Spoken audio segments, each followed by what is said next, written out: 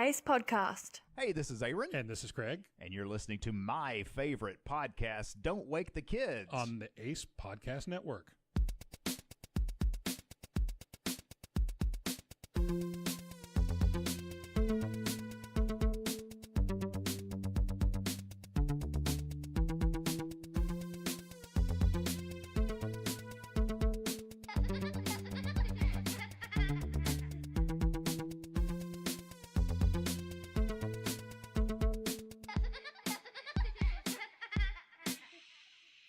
Hey guys, welcome back to Don't Wake the Kids. This is Randall, as always. Tonight I am all alone. I don't have anybody in here with me. It's a lonely night in the studio by myself. But hopefully that's going to change soon. I do have a friend that I'm going to try out as a new sidekick, co-host, whatever. He's running into some personal issues though, so hopefully next week I'll have him. Actually, no, next week I'm gonna have a guest. I have another, I guess you could call it an interview. Not so much an interview in my eyes, but we'll see what happens. So before I get started, I've got some stories to tell tonight. Just some stuff I thought you guys might want to hear it. Honestly, I just had to record. I got tired of sitting and not releasing anything. It drives me insane when I don't put just shit out there for at least somebody to hear. Mostly myself. I do this for me. I like to hear myself talk, I guess. But before I get into those stories, I want to mention to all of you awesome people, please go subscribe if you haven't already and review on iTunes. That stuff helps us out. Also, if you haven't yet, check out the Facebook page. Just look up Don't Wake the Kids on Facebook, facebook.com/Don't Wake the Kids. I also have a Twitter and Instagram. They are both at DWTK Podcast. But that's enough of that nonsense. So when I was in the Air Force, I hurt my back. This is kind of I'm going to tell you a story to tell you a story. I hurt my back. I want to say it was my first week that I was stationed in Japan, the first base I went to. We were changing out a rotary joint on a radar. So just a quick explanation. When you have a radar, right? So the antenna spins. That antenna is broadcasting and receiving RF. That's the signal that it's sending out and bouncing off the plane and coming back into that antenna. Well, that RF doesn't travel down a typical wire. It goes through what is called waveguide. It's basically a tube that it's rigid, it's hard, it doesn't bend. But there's got to be a way for that signal to get through that fixed hard waveguide into a rotating antenna. So on the radar is a rotary joint is what it's called. It's basically if I remember correctly, it's about 2 to 3 feet tall, maybe 2 feet around, and it weighs like 200 to 300 pounds. It's big and it's heavy and it's awkward. There were 3 of us holding it in place while one other person was bolting it into the radar. The guys that I worked with thought it would be funny to act like they were going to drop it. Well, when that happened, I tensed up real, because obviously I could hold it myself, right? But I tensed up because I didn't want it to get dropped, and it threw out my back, and it hasn't been the same since.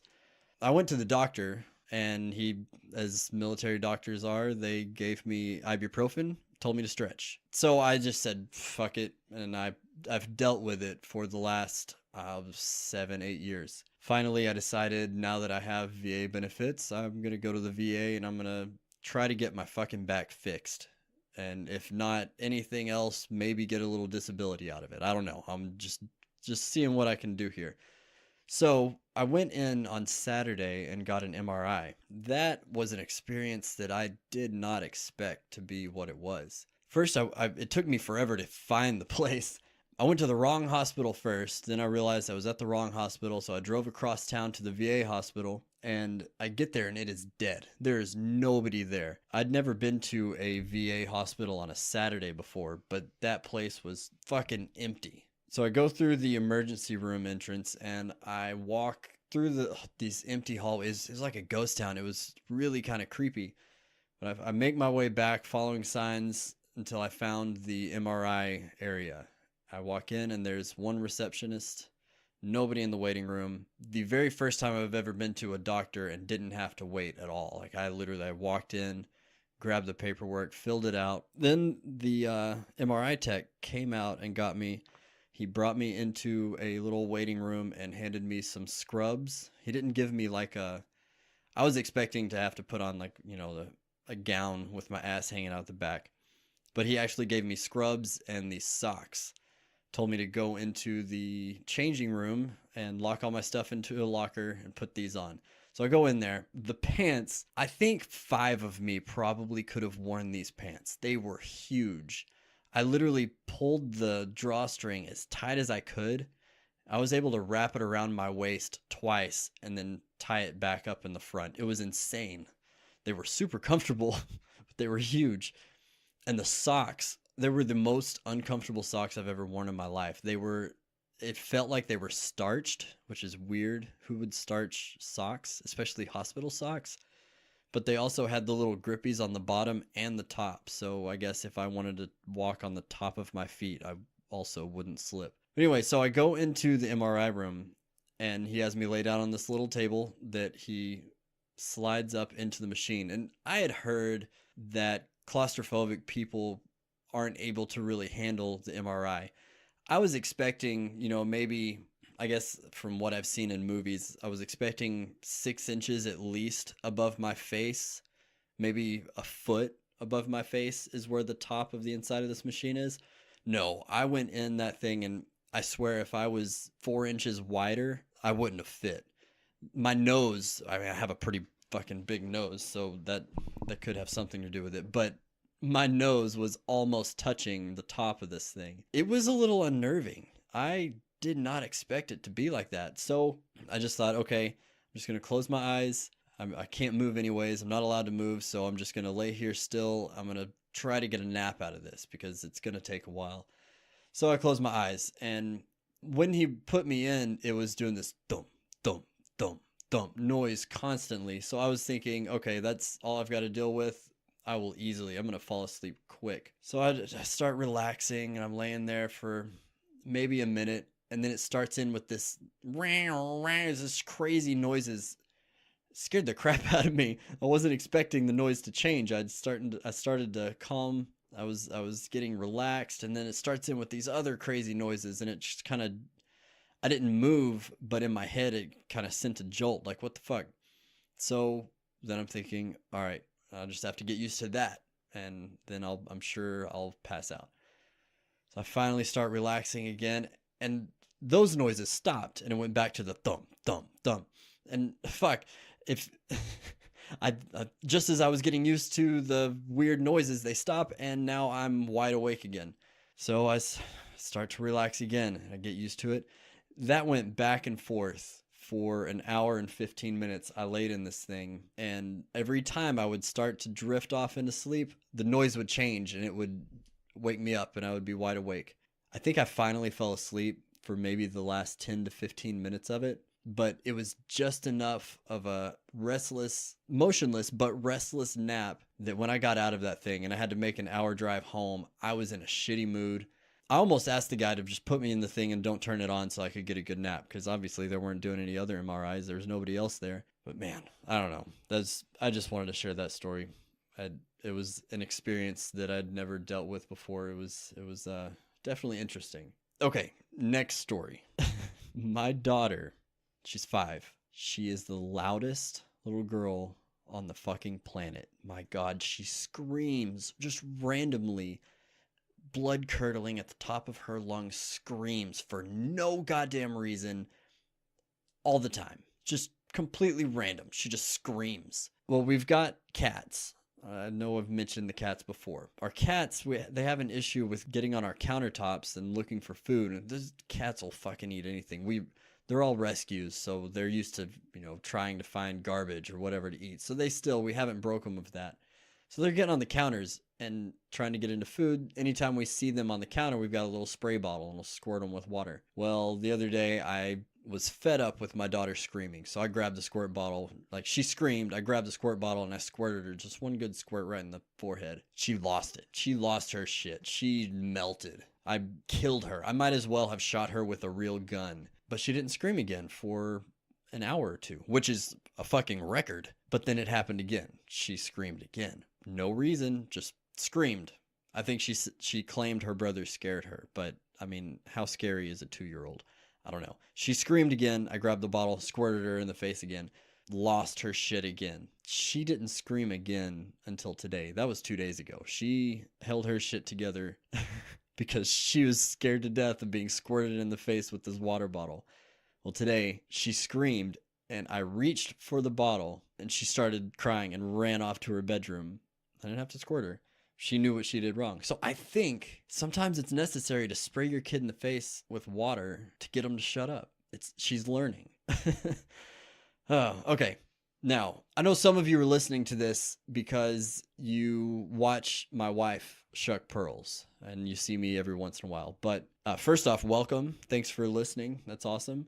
But some of you, I know you came over because I promised to tell the Banana Show story. I will tell that story in a minute. I've got one more that I want to get through. Just one more thing I want to talk about, and then we'll talk about the Banana Show. So I signed up for this, I'm sure some of you have probably heard of Bespoke Post. It's a kind of like a Loot Crate type box system for guys. It's a little different, whereas it's not a surprise box. You actually get to see what you're getting beforehand, and if you don't want it, you can cancel it or switch to a different box. It's pretty cool. It's real fancy shit. My first one, I got a Weekender bag. It's a really nice bag. Well, with this website, they have an Instagram, and they had a contest where you could win a box of lady things. It's a Valentine's box, so like bath bombs, face masks. I honestly couldn't tell you what all is in it. But I entered the contest so that I could try to win my wife something for Valentine's Day. And I thought it was just for this box, but it turns out it was for $100 in credits to the website so that you could buy the box. Well, I ended up winning, but that box was sold out, so I wasn't able to buy it. And in messaging with the company when they were trying to get my account information so they could give me the credits, I asked them about the box. I let them know that it was sold out, and I asked if I was too late to get it. They said I was, but they found one in the warehouse that was hidden. They marked it sold before they actually sold the very last one. So they just gave it to me. They're just sending it to me. So I get to give that to my wife for Valentine's Day. That's awesome. Best part, though, is that I still got the $100 credit to my account. So I've spent the last week looking through that website trying to decide what I'm going to spend that money on. There is nothing harder than spending free money. Not that it's hard to actually spend the money, but trying to decide, maybe it's just me, I don't know, but trying to decide what I'm going to spend free money on is so fucking difficult. I would find something that I liked, but I kept asking myself, do I really want to spend this free money on that? Or do I want to get a whole bunch of things a bunch of things that cost less and get them all at once for free? Or do I want to find something that's more expensive and maybe pay a little bit for something that is a lot more expensive than I would normally pay for it? It took me a week, and I finally just broke down and made the decision. I bought a piece of artwork for the studio. It's a really cool 18 by 24 print of a picture of a galaxy that was taken by the Hubble telescope. It's really cool. I'll post a picture of it on the Instagram whenever I get it hung up here in the studio. But I also bought something that my wife kind of went into, and she's enraged over it. She can't believe that I spent $60 of free money, but either way, $60 on a pen, an ink pen. I spent $60 on an ink pen.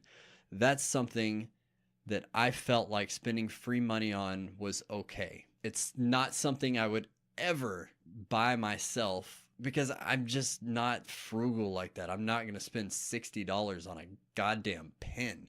But this pen is fucking cool. It's a Stat Gear Tri-Tac pen. It's made of aircraft aluminum. It has a carbide window punch on it and a pocket knife. It has a 1.5-inch blade on it. It uses space ink, so it can write on wet paper. You'll write upside down. It's not, the ink's not going to fall into it, fall to the back like a lot of shitty pens are, where you got to shake it, Even the mechanism on the pen is cool. It doesn't have like a clicker on the end. It has a heavy-duty bolt action on the side of it. It's really cool. But $60 on a pen, it's insane. I would never have done this if it hadn't been free money. But basically, I just wanted to tell that story because it's something that I'd never really thought of before until this last week. It was like one of the hardest things I've ever done, is trying to decide what to spend this free money on. If it had been, if they had given me $100 cash, I would have spent it much easier. But on a website with limited stock and limited items, it was very, very difficult for me to decide, and I decided to buy a $60 pen.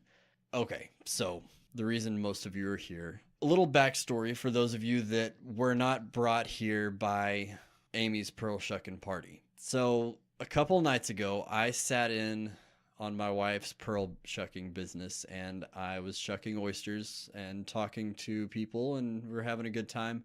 And it came up that I was stationed in Okinawa, and there were several people there that had either been to or lived on the island at some point or another, whether they were civilians or military or spouses or whatever. But there was several of us. So we're talking about different things. Cocos. Oh my God, I miss Cocos.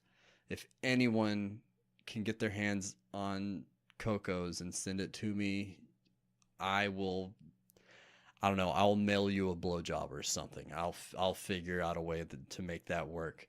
I would kill for some Cocos. But someone brought up the Banana Show, and since that was it's my wife's business, so I couldn't tell this story. It's inappropriate. I did not want to get her fired over a really bad story. So I told everyone that I would tell it on the podcast. I thought that Merle and I had talked about it on episode 2, but somebody had told me that their husband had just listened to that episode, and he said that this story wasn't on there. So here I am going to tell the Banana Show story. Trigger warning, this is not going to be a good story. It's gross. You're going to want to rinse your ears out with bleach by the time we're done with this. Don't Google it. Trust me. You've heard people say, don't Google 2 Girls, 1 Cup. This is up there. Don't Google Okinawa Banana Show. So what it is basically, how do I want to tell this story? I'm just thinking about it is giving me the chills. All right. So when I was stationed in Okinawa, we heard about the Banana Show a lot, and there was a lot of my friends were very against going.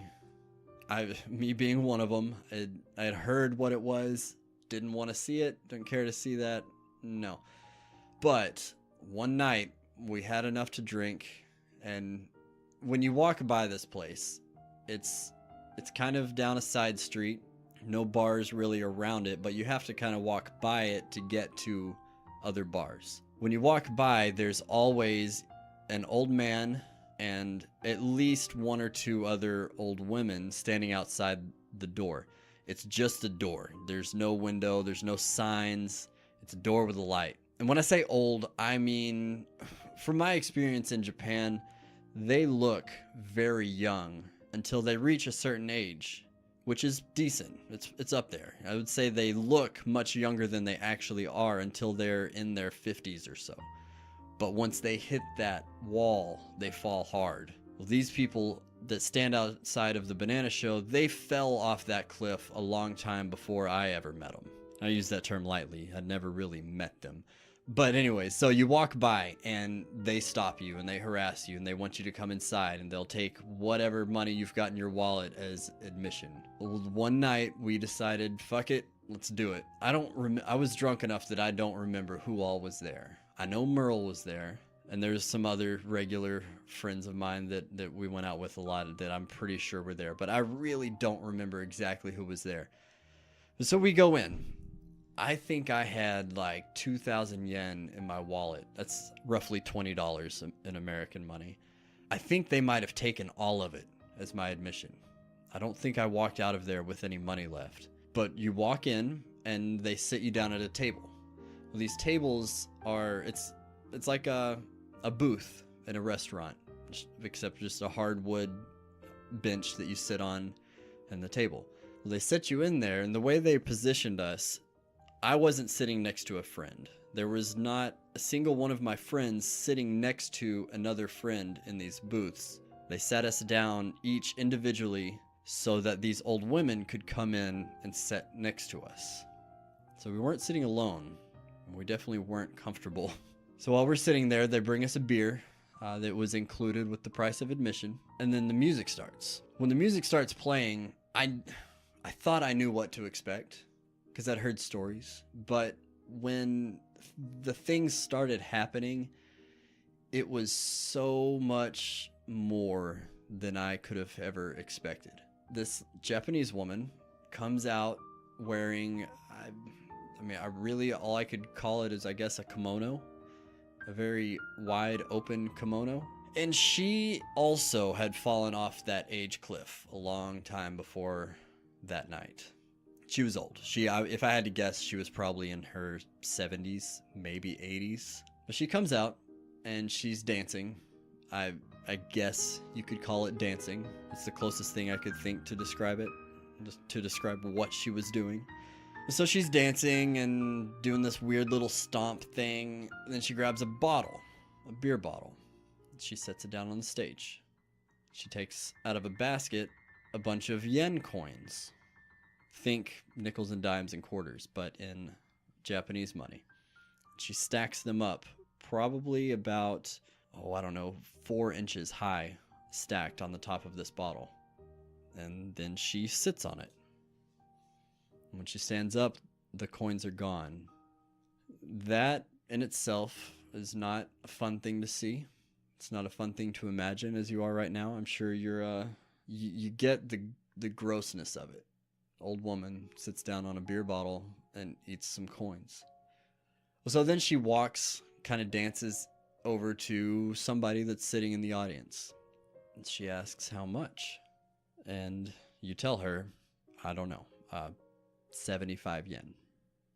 And she ejects, I don't know what word to use here, some change. And I'm going to say 9 times out of 10, I'm guessing she's probably not exact on the amount there, but nobody's really counting. We'll say for story's sake, she gets it right every time. I don't know. I don't know if you can tell, but this is hard to tell the story because I've got these images flowing through my mind that I hadn't thought about in so long. God. All right, so she does some more dancing and whatnot, and she gets out a bushel of bananas. This is why they call it the Banana Show. She takes a banana and she peels it, and she also eats it like she did the coins off the beer bottle. Then she's doing some more dancing with a whole banana in her. God, this is grossing me out just telling it. So she's doing her little dance thing with a banana in her. And then she does this weird stomp again. Except this time, every time she stomps, a little piece of banana pops out. Just falls onto the floor. And there's a little bit more dancing, whatnot. She does that a couple times. It's all kind of the same thing over and over again. It's all the same level of disgusting. And then for the grand finale, she takes a little pillow out of the basket and lays it on the stage. And she comes and tries to get an audience member to lay on the stage. I would say probably 9 times out of 10 that it is a Marine that lays on the stage. Because, come on. If you know any Marines compared to any other branch, they're the ones that would lay on the stage. I have a lot of Marine friends. I know this. Well, that night, it just happened to be my friend who laid on the stage. He's not a Marine. He's an awesome but dumb Air Force guy. But I'm going to say he's dumb because he laid on the stage. And she again does her little dance, hide the banana, and then squats over his head. You know where this is going, right? Piece of banana drops out. And if the person laying on the stage So the way everybody tells this story, I'm going to tell you first how this story is normally told, and then I'll tell you what actually happens. So the way it goes is if you eat the banana that she drops in your mouth, then she blows you on stage. What actually happens is she drops it. It may or may not go in your mouth, depending on if you turn your head or whatnot. If I remember correctly, he turned his head. I don't think he actually ate the banana. I want to believe, really, truly, with every fiber of my being, want to believe he didn't actually eat the banana, but I don't remember. This is a night of my life that I've tried so hard to wipe away, and you guys are forcing me to relive it here. I don't think he ate it, but she got down on her knees and pretended to give him a blowjob on the stage. She didn't actually expose him or anything. It was all kind of mimed. And then they kicked us out. And that was it. I told all of you the other night while I was shucking oysters that it was not a good story. It's not something that anyone should ever see. I will say, though, rest in peace to the banana lady. I found out recently that she has passed. So the banana show is no more. None of you will ever get to see the banana show in Okinawa if you haven't already, because it is gone. I'm sorry she died, I guess, but I'm not sorry that the banana show is dead, because damn it, that's bad. But that's going to do it for Don't Wake the Kids this week. Like I said earlier, sometimes it's necessary to spray your kid in the face with water to get them to shut up.